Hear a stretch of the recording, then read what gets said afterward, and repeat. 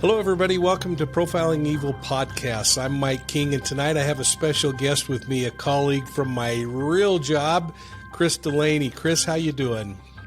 Good, Mike. Thanks for having us on today. Well, it's a pleasure. I want to introduce Justin Collins. Justin is a police officer and has a remarkable organization that we're going to spend some time talking about today. But I wanted to first start off and have Justin tell us a little bit about his background, who you are, Justin, how long you've been in law enforcement, and we'll talk about the organization in a minute, but just give us a feel for your background. All right, well, my name's Justin Collins. I'm working on my 18th year with the Rochester Police Department. I'm currently a sergeant there, where my primary responsibility is my employees and I manage all of our blue light cameras in the city. So we have about 175 cameras that we manage throughout the city to spot crime, and we assist other different sections and units throughout the city with investigations. A little bit about myself. Grew up in Buffalo, New York. Single parent home for most of my my life. Always wanted to be a police officer, probably since I was a little kid. It was a major struggle to get on the job. First couple written tests, I didn't do too well. And even after I passed the written exam, I didn't do well in the physical agility. So there was a lot of times I wanted to quit. Buffalo wouldn't give me a chance, but I got my shot in Rochester. And when I got my shot, I made a commitment that I would do the very best that I possibly could do. And I'd like to think I've done some of that. I still have a lot of work to do. But what I want to say, when someone asked me this question recently, like talking about my life, first couple years, and Chris can tell you because he knew me then, I was very proactive, made a lot of arrests. I thought the job was all about getting the bad guys. And while, there are definitely some people that need to be arrested, I really saw another mission, and that was to be more of a resource provider and to be a guardian versus a warrior. And I think throughout my career, sometimes that wasn't looked upon favorably by some of my buddies and even by some people who work there. I think my buddies got to know me, but I stuck with that because that's what I believed in. And I think over time, I'd like to think that philosophy gained some fans. But I really, a lot of times throughout my career, felt like the stuff that I was doing was kind of in the minority. People really did not totally agree with that, especially in an urban environment. They felt like more of it was about occupying neighborhoods and, again, like locking up the bad guys. And I want to stress again, there definitely is a time and place for that. But again, that guardian over that warrior mentality was something that I adopted very early on. And like I said, after that first couple years, I kind of asked myself, like, what is the purpose of this? We could do so much more as police officers and the symbol that we are in the community if we approached it differently. So all the stuff that you see publicly now, I kind of like it because some of it, at least, because I think it's needed. Well, I really appreciate it. You're under a different banner of scrutiny today than you've ever been. Chris, you and Justin worked together for many years. You were in law enforcement on the analytics side and the technology side before coming to work at the organization where you are today. But why don't you cover a little bit about your background? Yeah, sure. So Justin and I worked together for a long time. I worked with the Rochester, New York Police Department for 13 years. I started off doing gang intelligence and working as an intelligence analyst in the narcotics unit, working with Justin and a number of other folks on proactive strategies to combat gang violence. And that sort of eventually evolved into setting up a crime analysis unit that supported not only intelligence work, but also tactical crime pattern analysis and strategic planning, and ultimately resulted in me running a regional crime analysis center that brought in not only looking at crime patterns and trends from the city of Rochester perspective, but also from the broader region around us, which is a metropolitan area of about 1 million people. And then from there, become the director of business intelligence. So driving the CompStat program for the department, but then increasingly facilitating engagement with other community stakeholders. So much like Justin's path, my path started supporting tactical police operations, intelligence gathering, and ultimately landed in a spot where I was trying to help and support the law enforcement agency improve engagement with the community, stakeholders, elected officials, to help improve the transparency of the department, help satisfy the needs of citizens and stakeholders in that community. And a lot of that work that I worked on in that capacity still now kind of remains true in my role today, where now I'm on the other side of the coin, working in a technology company and trying to help other law enforcement agencies leverage the data and information that they have, help realize their strategies around transparency and improve community engagement, to improve trust and legitimacy for police agencies of the communities that they police, and so. I think we really appreciate having a chance to be on with you today, Mike, to talk about some of the great work that Justin's doing, because as we see across many law enforcement agencies, having a plan and working with the community and the steps that officers are taking to engage the community in more, in ensuring that they're being policed in the ways that they want to be policed is one step of it. The other aspect of it is ensuring that in the employment pipeline, you're getting candidates that are going to reflect the values of your community and that are going to be prepared to be the kind of police officers that communities expect. And so, really excited to work with Justin and talk about some of the work that he's been doing on the side through his program that we're going to talk about today, to ensure that people who want to become police officers are prepared to be the kind of modern police officers that communities are increasingly expecting of their sworn personnel for their police agencies. Well, you're actually hitting it right on the head, and that is modern police officer, because the times are different, and the officer today is coming in with a different set of tools, or needs to have a different set of tools than we ever had. You and I have been fortunate, Chris, to travel the world together. We've been able to see the kind of law enforcement in every reach of our globe. And, we're really lucky that we've had that opportunity. I've participated and watched in training, or watched you in training and participated with you in training all around the globe. And it is a problem that exists in every corner of the world, getting qualified police officers. We're going to talk about the police exam career prep program that Justin has created. And Justin, I want you to talk a little bit about why you came up with this program. And as you do, cover some of the staffing challenges that law enforcement's facing today. And I'll tell you, you look at the news like in New York City, with them taking away some of the protection that law enforcement had in the past. We're going to continue to see a exodus in some areas of law enforcement, and a need to fill those with a new kind of police officer. Absolutely.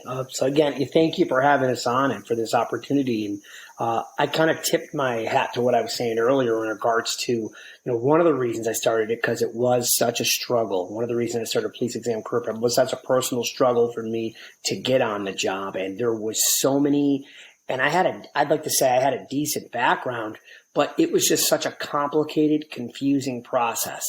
And despite, wanting it and meeting all those measurables, it was very, very difficult and really an unfriendly process. I know they shouldn't just be handing out badges and guns to anyone who's interested. Obviously that's important that they do their due diligence, but the process was not very welcoming. It was very confusing. It took me about almost 2 years to get hired from start to finish with the agency that I did get hired. I did test for about 4 years, but ultimately the job that I got hired, I think the process took almost 2 years. And there were many times that I wanted to quit. And that was the start of it. And then once I figured out a system to help myself, to teach myself to pass these exams, to prepare for all the different steps, because you're really on an island when you're preparing for this. Like if you're going to go be the manager at Target, or if you're going to go apply to Facebook to work there or whatever, you're going to go through a series of interviews. They're going to look at your resume and so on. and that's going to be that. This is literally like a lot of stop and go. It's very intrusive, the law enforcement hiring process, again, that it should be. But if you've never applied for an agency like this, you're really not going to understand what a lonely process it is, and how there's a lot of ups and downs. And like I said, there was a ton of times that I wanted to quit. So that when I got on the job, I have met a lot of people who were basically casualties of this hiring process. People that were really good people that I felt would have been great, that had this itch, that did service in other ways, that would have been great additions. All different cultures, all different genders, all different types of people that would have been great fit for law enforcement. But again, they were casualties in this hiring process. And I kept hearing the same, and I'm talking about probably hundreds of people. And I kept hearing the same theme. It was very confusing. I wasn't sure why I was disqualified. I wasn't given another option of how I should apply again. 45% of the people locally here will fail that physical agility, and have been failing it for 20 years. They've had that 45%. So you're going to tell me that someone can't do 2 push-ups? That makes them a bad police officer? So the process itself needs an overhaul, but that's not my goal with Police Exam Career Prep. All those experiences made me want to start something to help people, because these are small hills that they need to climb. They weren't major. But again, when you're alone and you're on that island, and there were so many times personally I wanted to quit, it feels like they're major. So I felt like we needed to create something that was personal and that was intimate, that helped continue to push people and keep people engaged for this 1.5 to 2 years, 3 years. But it had to be genuine, because if it wasn't genuine, this generation especially is very, very aware when you're full of shit and it's a cash grab, or it's not real engagement. They're aware of that. They have a very good antenna for it. And some folks would tell you from the generation that I probably, when I came on were there, I'll hear them say, well, if they can't pass the steps, well, then the hell with them. That is a very old mentality that is no longer viable in this industry. Because, for example, when I started, there were 5,000 people that took the Rochester Police Department exam or the Monroe County Sheriff's exam. Now we have about 400 in the city, and you might have 1,000 in the county. Out of that, we'll just say out of that 400, you'll have 45% fail the physical agility. So that's automatic. You'll have some of the group in there, 100 or 200 or so. We'll say about 50 of those folks won't even be hireable. Maybe they're blind in one eye. They can still take the test. Maybe they have no hearing. Maybe they have some type of physical deformity. So that's not a true group. Then you'll have some people that will have honestly glaring background issues, which makes them unhireable. I mean, just they're not hireable, right? But they still could take the test. So that number, that 450, is not a true number. And then you'll have some people that are good applicants, but will be on other lists, other places. So they'll take those jobs. So an agency doesn't really have a lot to choose from. So you've got to start to think outside the box. Like, how do we get to this point? There's lots of ways that we've got to this point, but work with a group of people that are interested and make sure they pass these measurables. Make sure they're taking that written test. Make sure they're taking that physical agility and they're preparing for it. And make sure they're staying engaged. Again, I talk about this generation and why I started this group. And I'll tell you, I've had a lot of luck. I couldn't do this alone. My partner, Gina, really runs the day-to-day operations of the group. But I have so many instructors who feel as passionately as I do about helping these kids and who have their own struggles and had their own struggles getting on the job. They've really helped keep this program together. But when you talk about this generation, they need something because there's so many distractions. In 2004, when I started, there was no social media. There was none of these distractions. One of the things that's obvious to me, Chris, is that Justin is passionate about this topic. And I think about all of the consent decrees that we're seeing across the country, agencies that are really struggling to fill their personnel sworn amounts that they can fill, and trying to get something that's representative of the community that they are in. This is really an incredible challenge if our system is so bogged down with bureaucracy that someone can't apply for a job and get through the process. Yeah, that's right. I mean, and I think as you well know, as we talk to various municipalities around the country, this is a common challenge that keeps coming up over and over again as agencies are seeking to improve the representation and diversity of their police workforces, and additionally attract the kind of candidate who, to Justin's point, sees themselves in a guardian rather than a warrior type of role.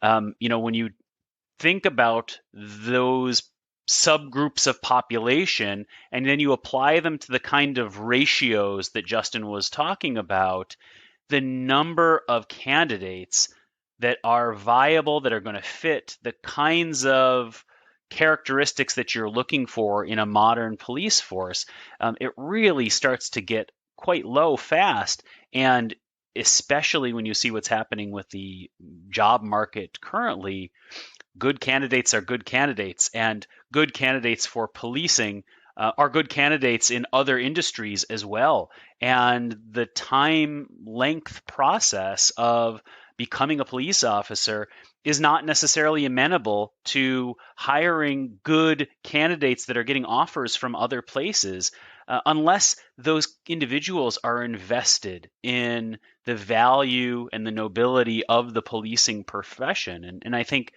that is one of the fundamental challenges that exists currently in policing and police hiring, and is exactly the kind of function that Justin's organization is intended to address, to not only help the individuals who are thinking about becoming police and need a community and a family to help them enable their dreams, but then at the same time, as a feeder mechanism for law enforcement agencies who are looking for candidates who are going to be successful and going to go through that process successfully and are mentally invested in that process coming in, to ensure that they will become not only good candidates but good officers for the type of modern environment and personnel that agency is looking to invest in. And Justin, as I think through this process and this incredible challenge, I think about the historic and then the current view on what a police officer should look like today. Give me an idea of what today's cop looks like in comparison to when I hired on in 1979. In my opinion, and I think this is starting to be the general consensus, that a police officer, again, is that guardian, is that person that can provide those resources. Today's police officer to the community. It's someone who's empathetic, someone who is, there's just regardless of race, is someone who's sensitive to all cultures and all situations, such as, addiction. I can tell you when I started, addiction was viewed as people are scumbags that are on drugs. People are,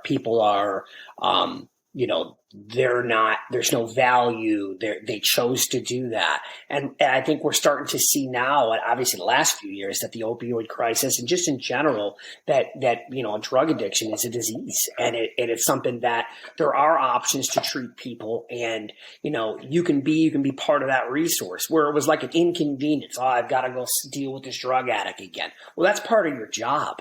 And that's an opportunity. You may have to meet that person in your area 20, 30, 40 times.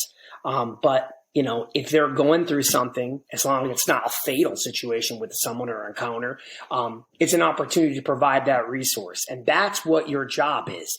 Again, that lock up the bad guys mentality. You can't arrest your way out of the opioid crisis. It's not something you can do. It's not just about locking up people that are on drugs. Obviously, if there's crimes committed, that's a different situation. But that's just one example of officers are going to be providing resources. Officers are people that you can trust. I think it's less about jumping out and surprising people and more about coming up with ways to build bridges to fix problems versus just arrest, and almost look like you're occupying a neighborhood, which is not the process to fix things.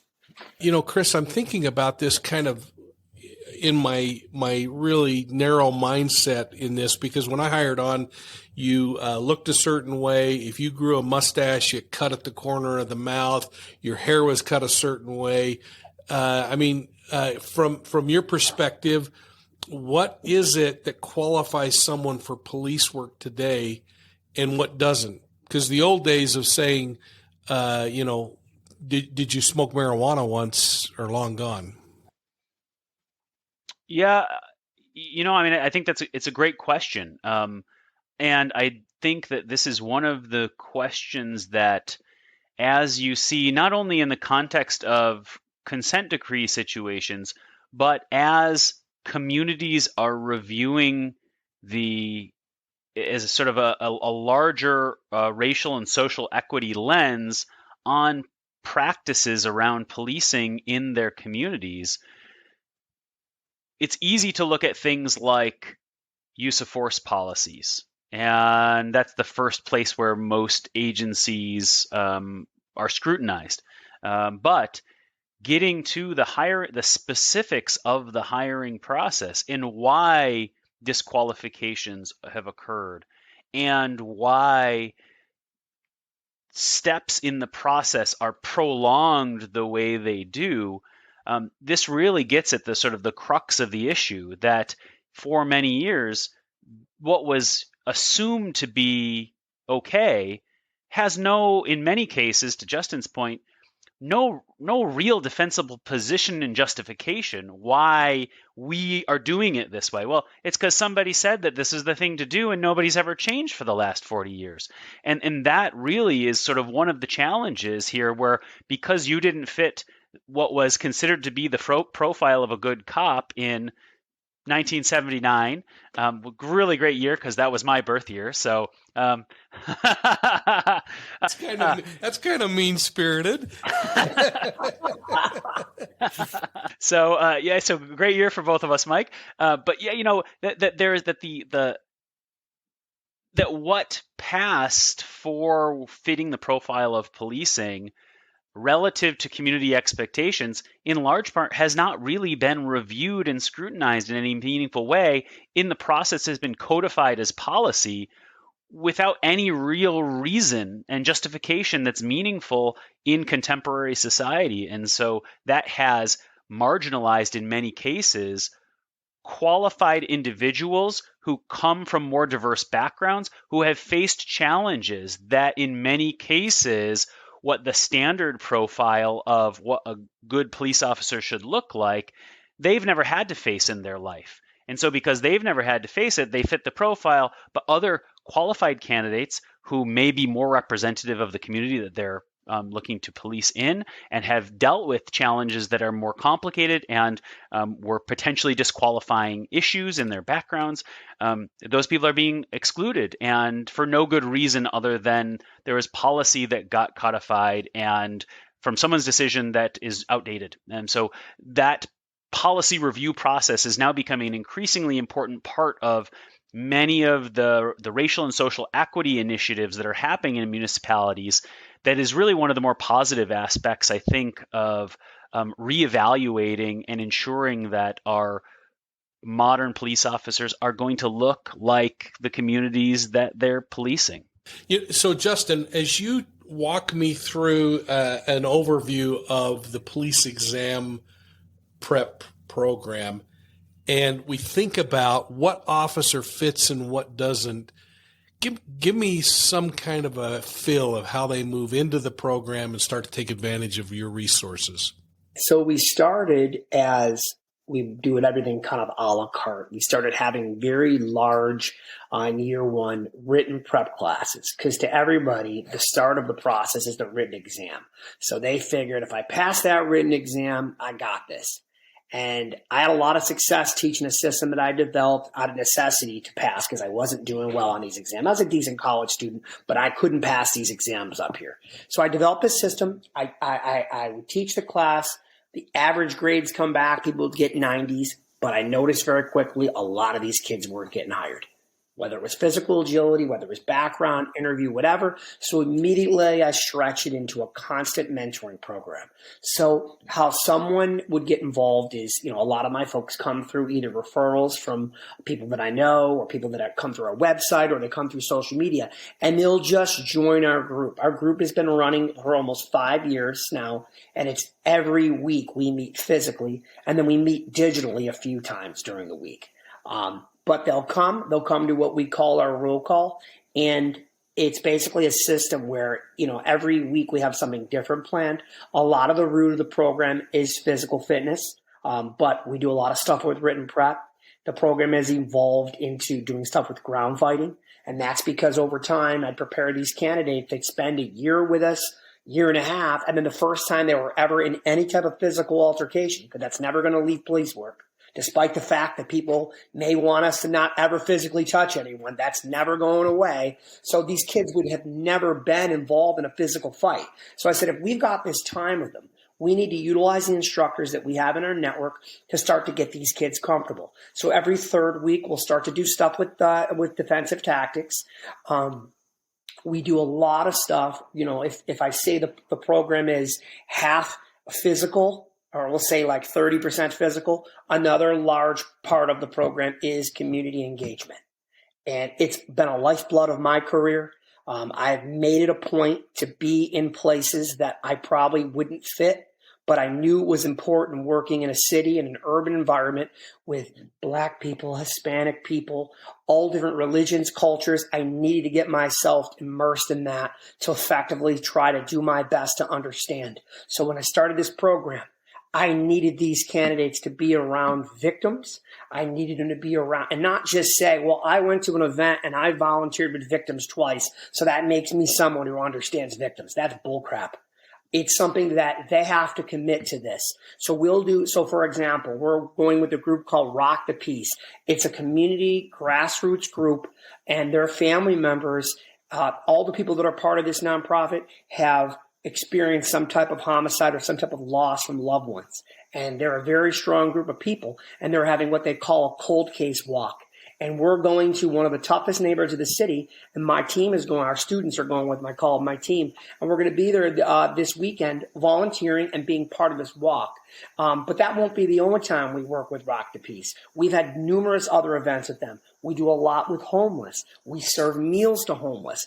We're embedded big time with the people that are the actual people we're going to be serving. And we've been going in the direction that policing is going. Now, truthfully, I did this because I believe in it. And I think it's important for these candidates to experience this. And again, I stress, it is my commitment for them each week is about 5.5 hours. That's a really good number. An hour and a half on the weekends, because this is not a police academy. An hour and a half on the weekends, and then the other hours they'll have to put in their goals and their wins in this group digitally, and then be an hour or two volunteering. But I did this because I believe in it, and I know they need it, and it'll help them. It'll also make them attractive candidates to law enforcement agencies, because you got to have something in it for you. And I know when an agency sees someone, they won't not like that they did these things, whether it's victims of sex assault or whatever the situation is, they're involved. But what actually started happening, as I'd say after year one of making it such a big part of the police exam career prep program, is I started losing a lot of candidates in the group who didn't buy into that and didn't like it. And I started saying to myself, you know what? That makes a lot of sense, because they're not. I use the John Wick reference, the character John Wick, right? Law enforcement agencies, many of them are still trying to recruit and find John Wick and pop him in their departments. But that's not what law enforcement needs right now.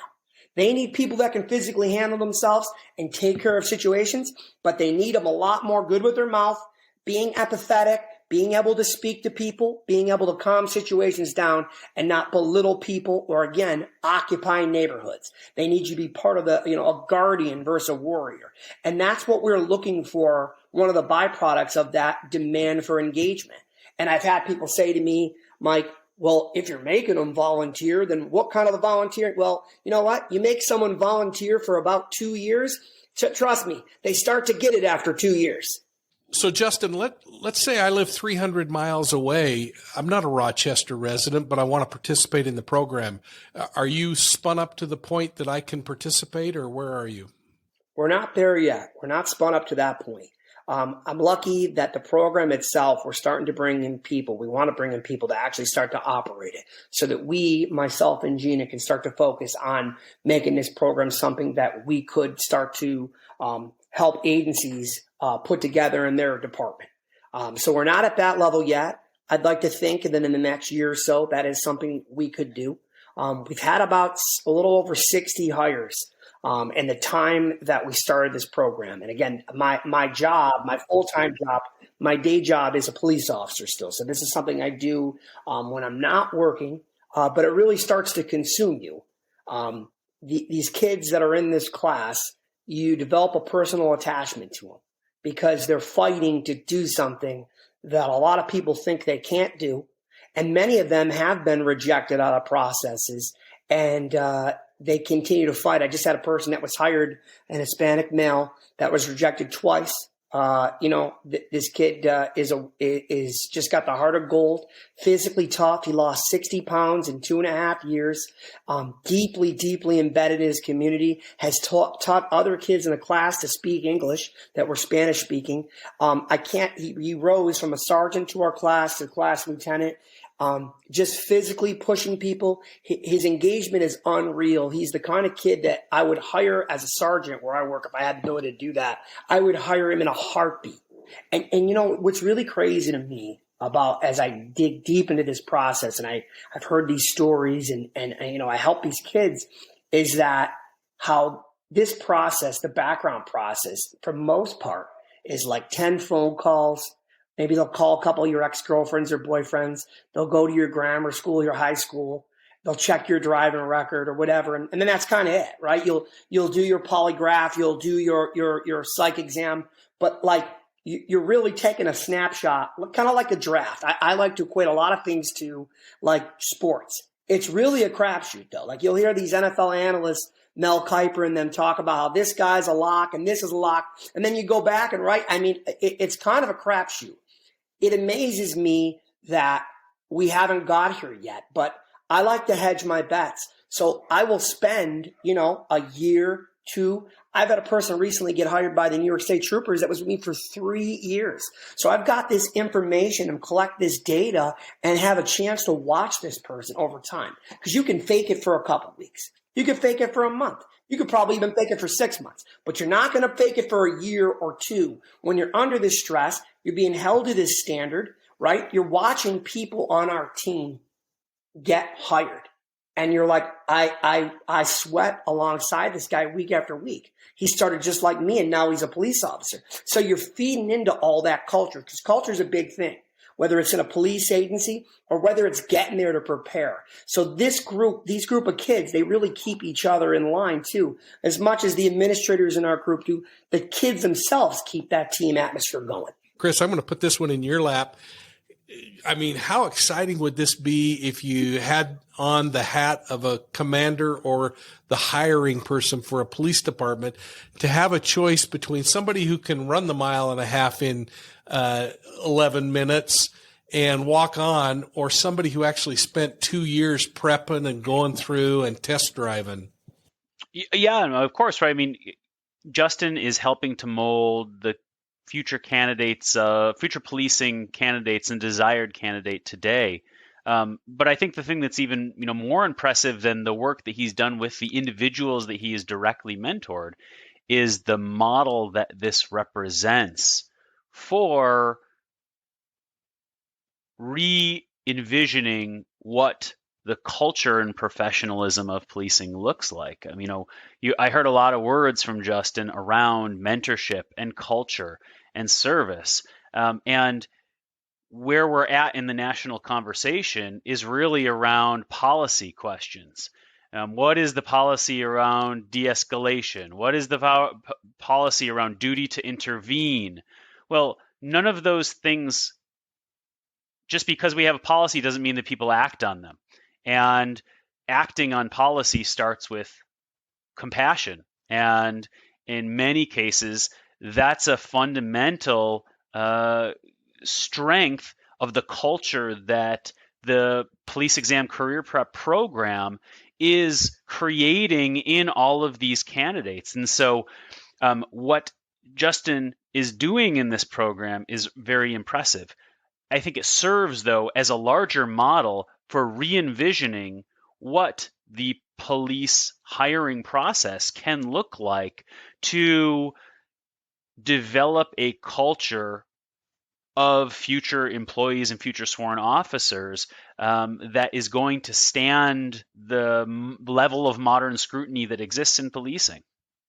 Justin, biggest challenge you've faced and major successes?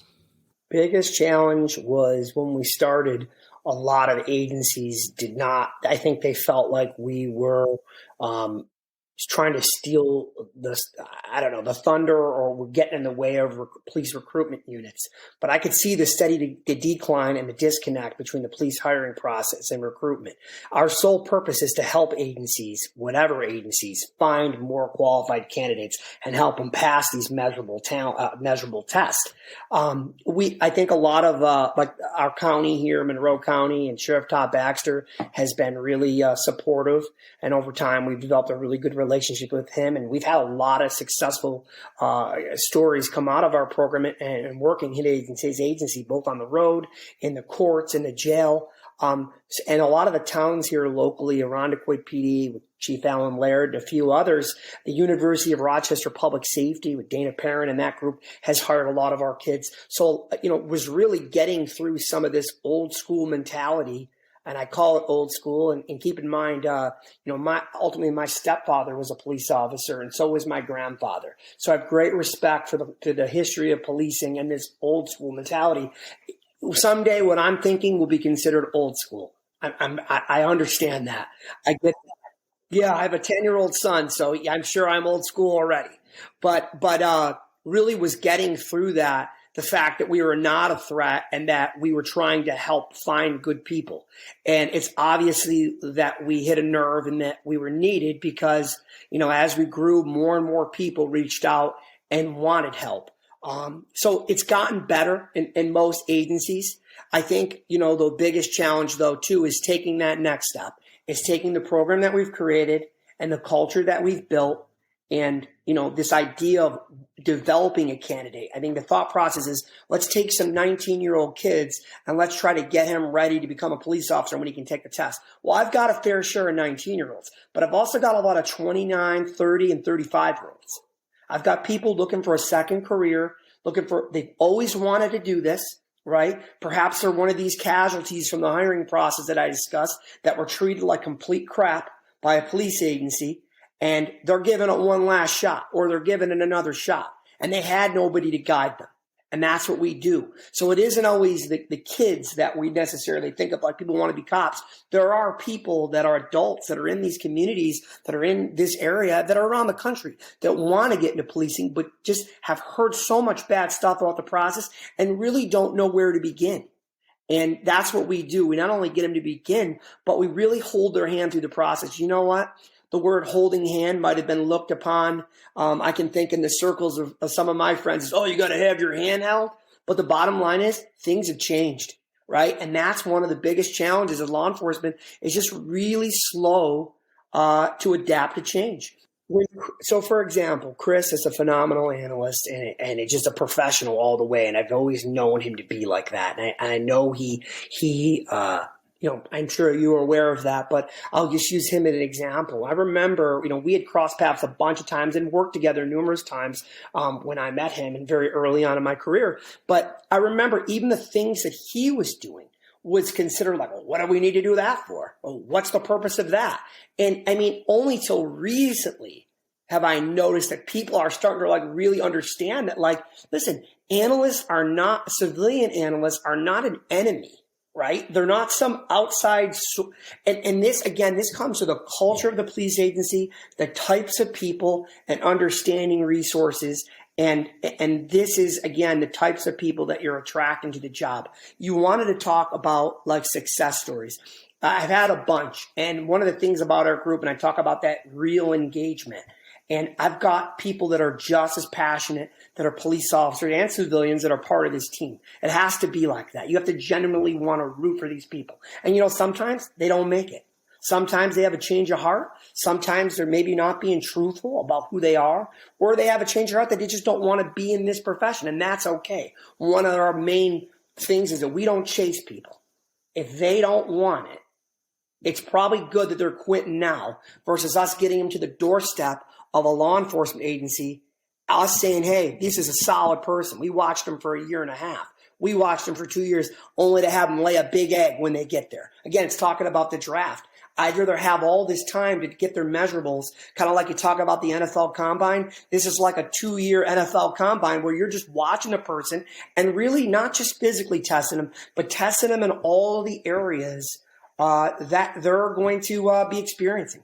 Even to the point where we'll videotape, they're being videotaped constantly. Only because you're being videotaped constantly with your body camera at work. There's always cameras, a lot of public speaking, a lot of mental health training, really any topic that is current in law enforcement, they're being immersed in it. And I even discuss some of the resistance that they may feel that I felt for most of my career in regard to that guardian mentality.